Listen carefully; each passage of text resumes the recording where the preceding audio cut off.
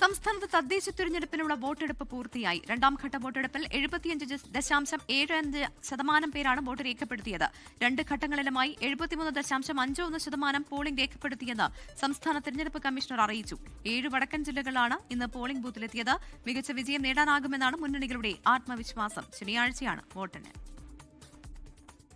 ഒരു മാസത്തിലേറെ നീണ്ട വാശിയേറിയ പ്രചാരണം. ഇനി ഫലമറിയാൻ ഒരു ദിവസത്തെ കാത്തിരിപ്പ് മാത്രം.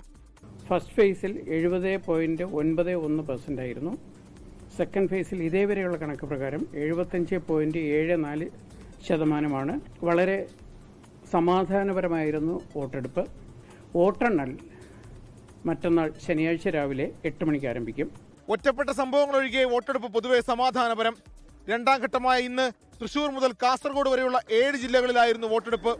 ആദ്യ മണിക്കൂറുകളിൽ പലയിടത്തും വോട്ടിംഗ് മെഷീനുകൾ തകരാറിലായെങ്കിലും പിന്നീട് പരിഹരിച്ചു. ശബരിമല സ്വർണ്ണക്കൊള്ളയും രാഹുൽ മാങ്കൂട്ടത്തിൽ MLA-ക്കെതിരെയുള്ള ലൈംഗിക പീഡന കേസും നടി ആക്രമിക്കപ്പെട്ട സംഭവവും രണ്ടാം ഘട്ട വോട്ടെടുപ്പ് ദിനത്തിലും ചർച്ചയായി. വിജയം ഉറപ്പെന്ന ആത്മവിശ്വാസവുമായി നേതാക്കൾ. തെരഞ്ഞെടുപ്പ് പ്രവർത്തനങ്ങളിൽ കണ്ട അനുഭവം LDF-ന് വലിയ തോതിലുള്ള പിന്തുണ ജനങ്ങളിൽ നിന്ന് ലഭിക്കുന്നുവെന്നാണ്. നല്ല മുന്നൊരുക്കത്തിൽ UDF തുടങ്ങി നല്ല നിലയിൽ തന്നെ പ്രചരണം അവസാനിപ്പിക്കാൻ സാധിച്ചു.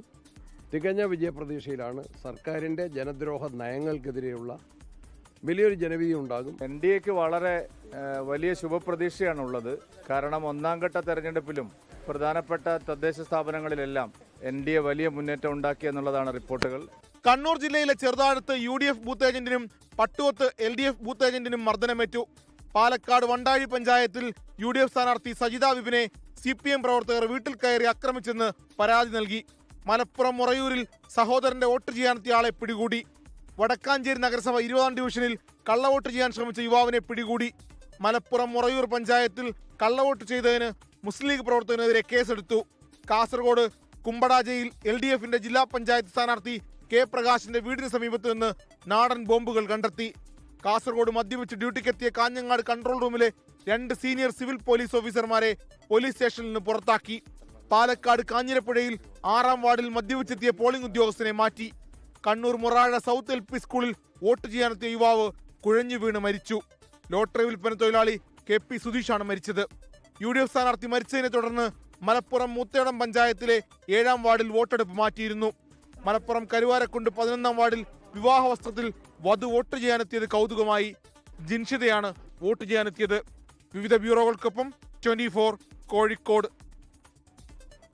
ലോകത്തെവിടെയായാലും ഏത് സമയത്തും 24 വാർത്തകളും ഓഗ്മെന്റഡ് റിയാലിറ്റി പാക്കേജുകളും എക്സ്പ്ലെയിനറുകളും വിശദമായി കാണാൻ ഞങ്ങളുടെ YouTube ചാനൽ നിങ്ങൾക്ക് സബ്സ്ക്രൈബ് ചെയ്യാം.